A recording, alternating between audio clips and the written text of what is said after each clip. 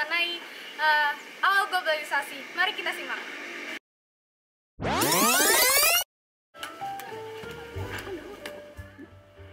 Globalisasi dimulai sudah sejak dulu, mungkin sebelum kakek-kakek kita masih hidup. Pada umumnya, orang-orang beranggapan bahwa proses globalisasi terjadi lewat perdagangan internasional. Ayo kamu beli barang-barang kami. Apakah yang kau jual? Ada ini, korek api. Apa itu? Dengan korek api, kamu bisa membuat api dengan mudah tanpa menggesekkannya seperti satu gesekan. Wah, aku mau. Bisa kamu tukar dengan ini? Boleh. Oke, makasih. Wah, canggihnya. Apa itu? Kamu belum tahu ya? Nah, ini namanya korek api. Kamu bisa membuat api dengan menggesekkan sekali seperti gini. Keren banget. Belinya di mana? Toko situ. Wah, makasih ya. Ya, ada. Halo. Halo. Apakah kamu menjual korek? Korek? Iya, korek api maksudmu. Iya, itu dia. Apa kamu juga mau ini? Buku namanya. Buku? Apa ini buku? Aku nggak bisa baca. Kalau mau, besok kamu datang bersama teman-temanmu, akan saya ajari membaca. Oke deh. Bos.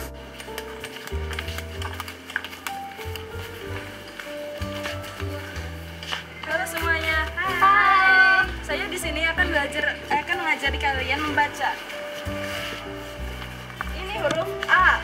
Ini huruf apa? A. Nah, dari situlah mereka mulai mengenal huruf dan angka. Liberalisasi sebetulnya merupakan teori ekonomi laissez-faire ceko-liberal atau ekoklasik. Kita tidak perlu ikut campur tangan dalam perekonomian masyarakat. Abad ke-15, bangsa Portugis dan Spanyol mengalami kemajuan di bidang navigasi pelayaran, sehingga memudahkan mereka untuk menjelajahi samudra. Inilah gambarannya. Lihat, sana ada pulau. Ayo. Hup. Haus.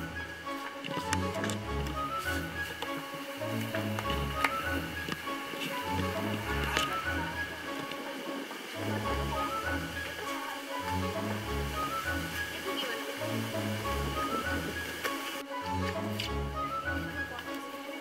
Bagus.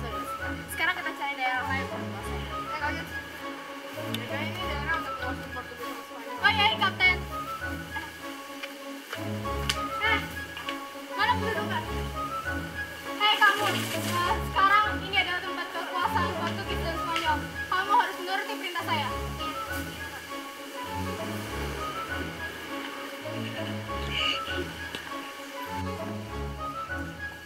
Iya, di belum. Lihat ada pulau lagi.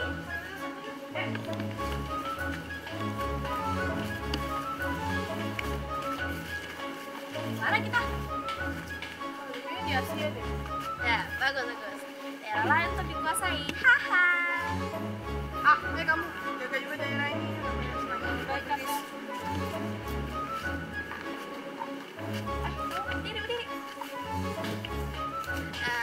Penduduk kalian semua penduduk di sini harus turut sama perintah kami. Karena kami udah berkuasa di sini.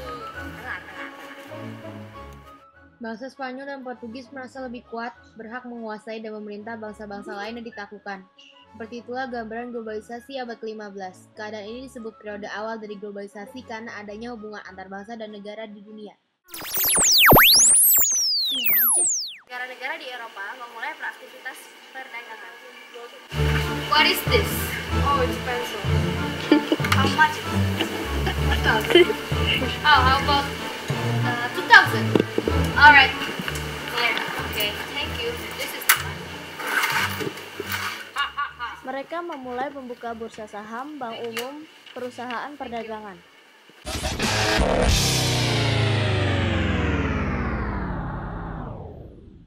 Pada abad ini, revolusi pertanian dan industri terjadi. Diawali dengan gerakan enclosures, yaitu proses historis karena tekanan pasar, tanah pertanian, lahan umum dibagikan dan diatur agar menjadi milik pribadi. Ini menyebabkan berkembangnya teknik makanan-makanan itu sendiri. Bu, kita menanam padi. Iya, Pak. Ini menggugurkan teori Thomas R.M. yaitu Pertambahan makanan secara aritmetis, sementara jumlah pertambahan penduduk secara geometris. Berkembanglah alat transportatif.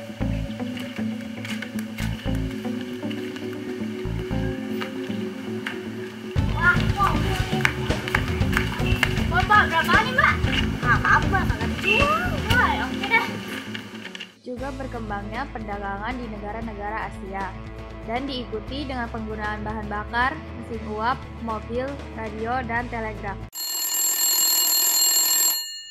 Pada abad ke-19, revolusi industri menjelang dengan perkembangan sains, alat-alat dari mesin dalam proses produksi mengalami peningkatan.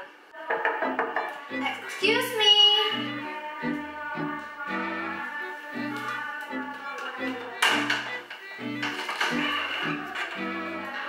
Oh, iya, ada apa Nona? Oh, kamu tahu. Kamu mau ketemu sama tuan kamu ada nggak? Oh iya, baik sebentar, silakan masuk dulu.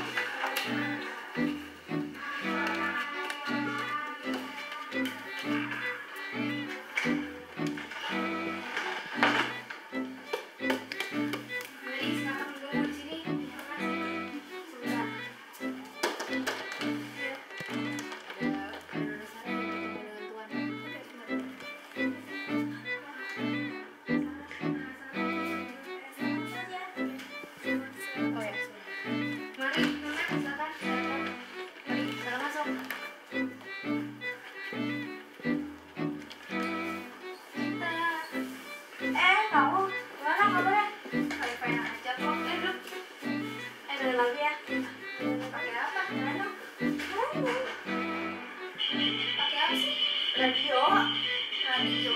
Iya, apaan sih radio? Masa nggak tahu? Nggak tahu. Sebentar ya. Kamu bisa putar lagi.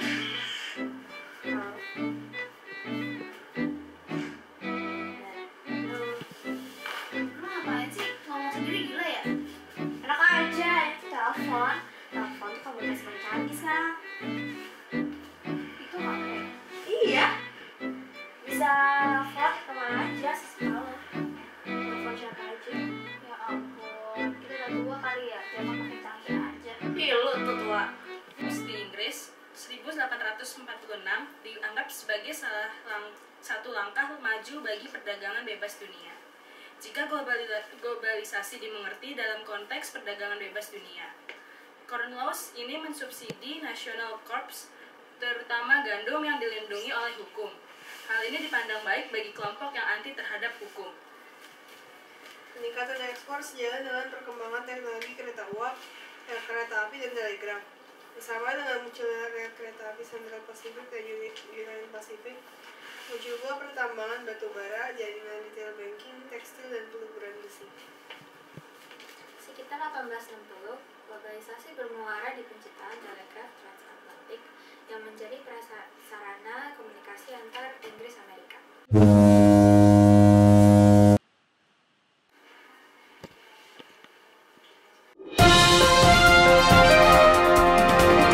Ya, seusai PD1, PD2, dan krisis ekonomi dunia yang menghalangi kemajuan globalisasi. Inilah laporan selanjutnya. Waduh, gimana nih perjanjiannya gagal? Gimana lagi dong? Oh, udah males aku.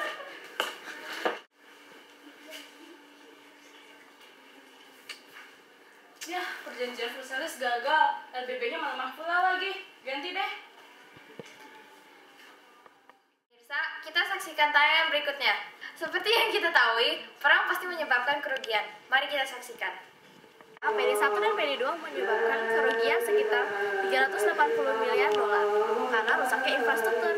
Inflasi setelah tahun 1918 menyebabkan negara-negara seperti Australia, Hungaria, Yunani, dan negara-negara lain mengurangi nilai uang mereka secara dramatis. Maaf Mbak, bisa minta waktunya sebentar?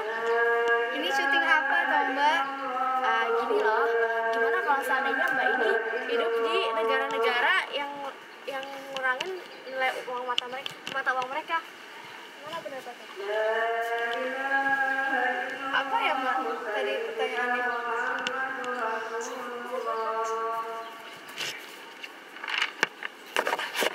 Maaf atas kesalahan teknis. Mari lanjut.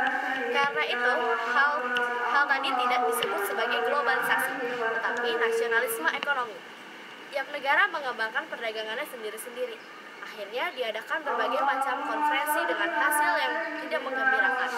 Sementara itu, memburuknya kondisi Uni Soviet karena kesulitan-kesulitan internal dan kemerdekaan ekonomi Eropa Barat tidak menunjukkan perdagangan bebas dunia. Itulah situasi global di pertengahan tahun 1920-an.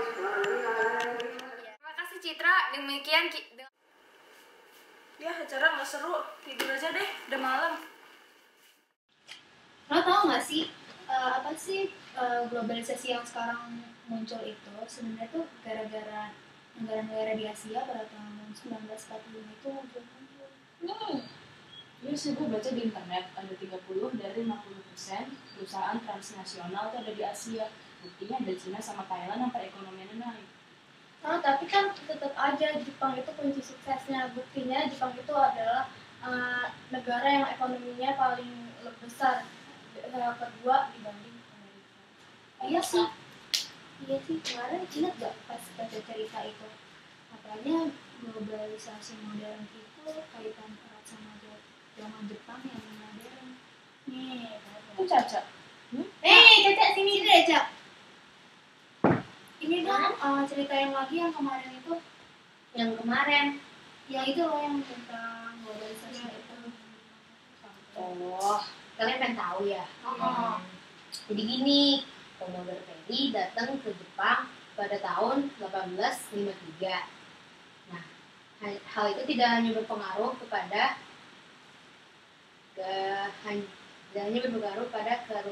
keruntuhan kekaisaran Shogun pada tahun 1867, tapi juga membawa pengaruh yang buruk bagi kekuasaan kaum feodal. Feodalisme itu apaan?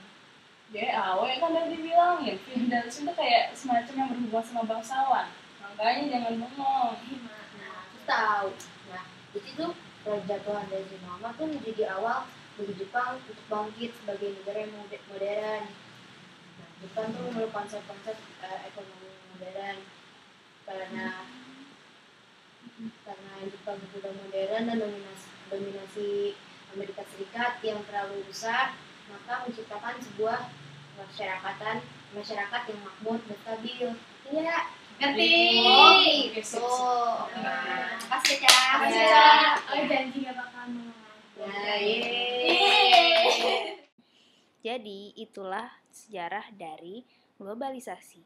Terima kasih telah menonton.